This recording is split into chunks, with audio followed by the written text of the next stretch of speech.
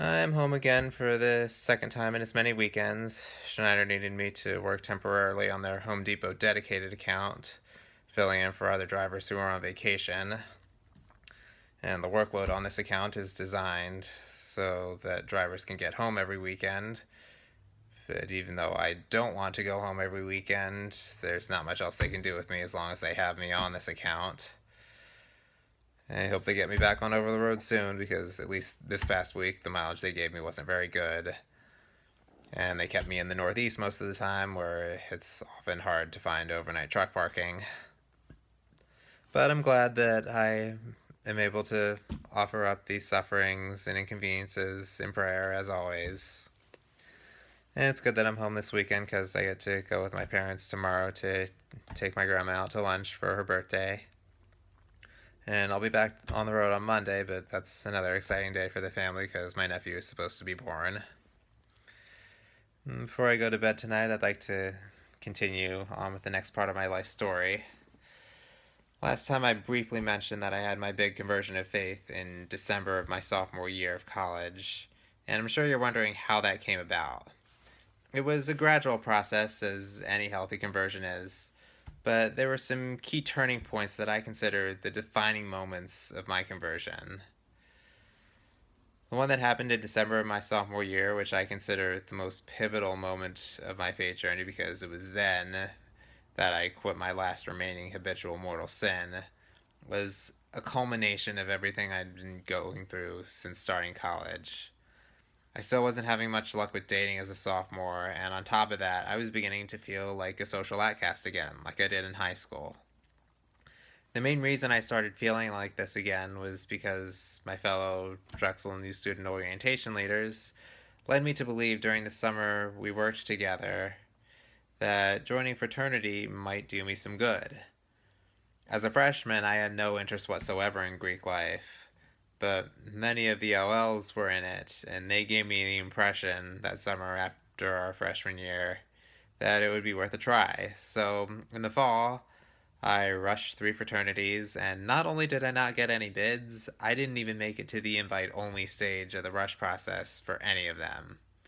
It should have been obvious that this would happen because I wasn't conversational enough at any of the rush events to get to know any of the guys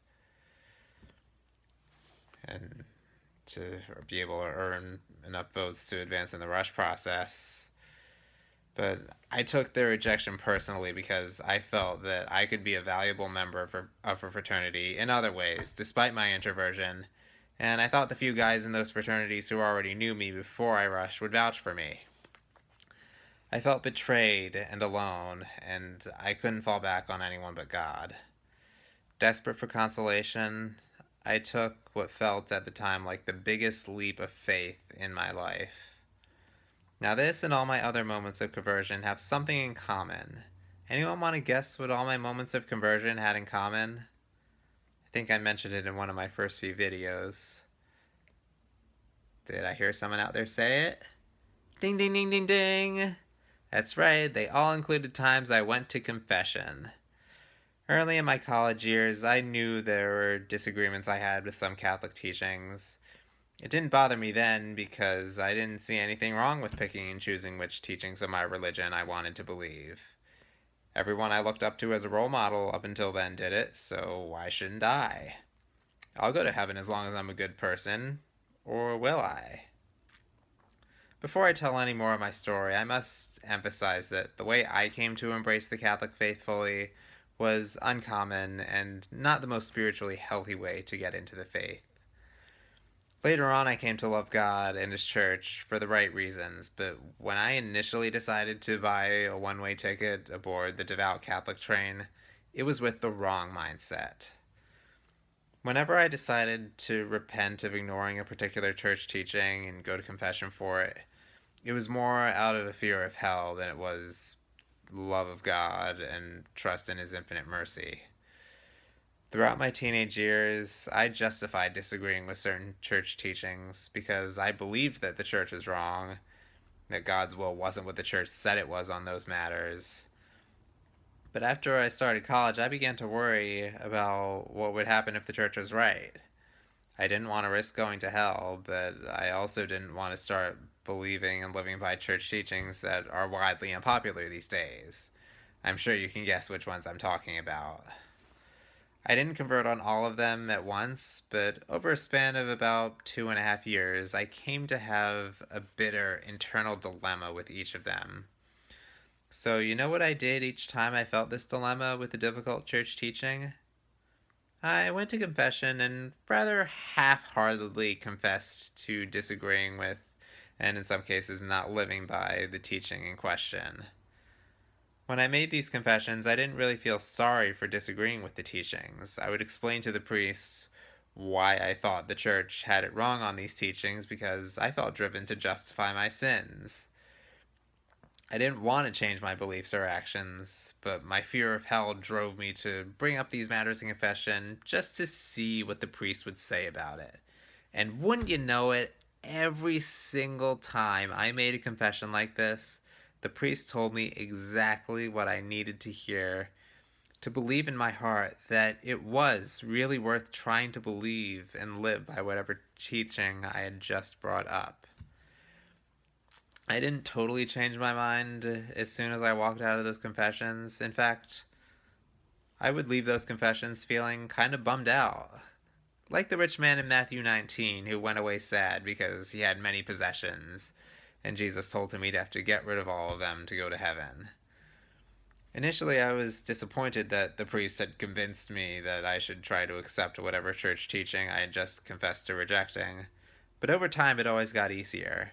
My heart was open just enough after each confession to give the matter some more thought and to have faith in the church's leaders and what they teach because their teaching authority comes directly from Jesus by way of apostolic succession. Over the next several months after each of these confessions, I developed a better understanding of those teachings and eventually was able to accept them wholeheartedly.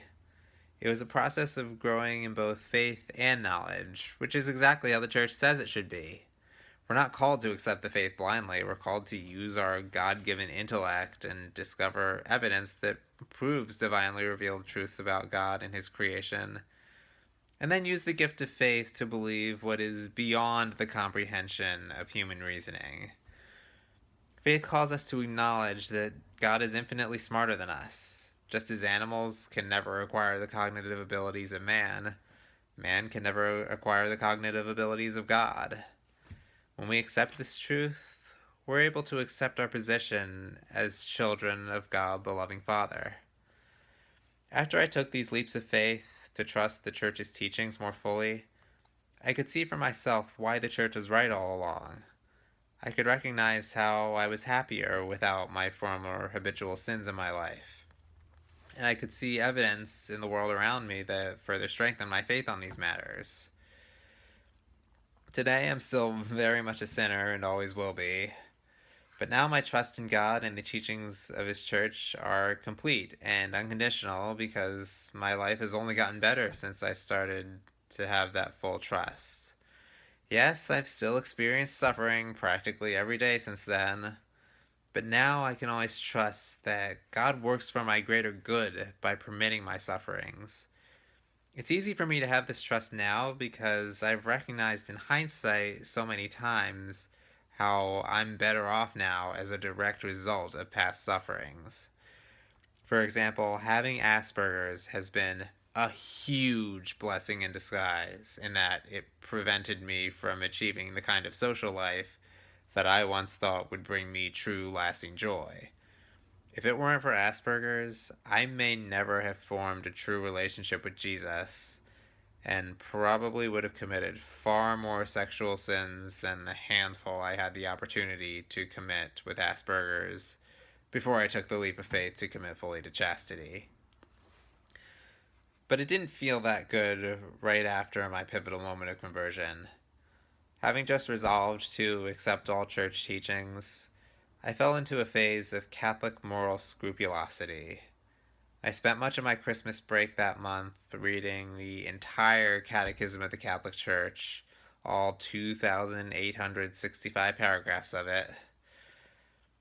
I felt a need to be certain that I wasn't ignorant of any church teachings because I was afraid I'd go to hell if I was doing anything that I didn't know was a mortal sin.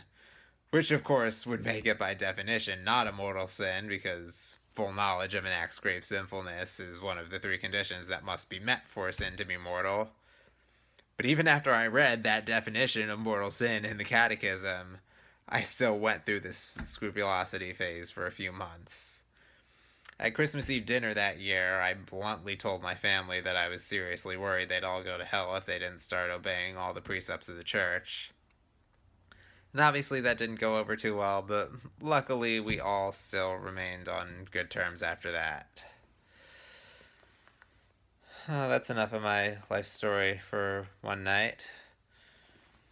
Hopefully I'll have some time on the road in the coming week to make another video and continue with my story. Till then, please keep me in your prayers and I'll keep you in mine. God bless.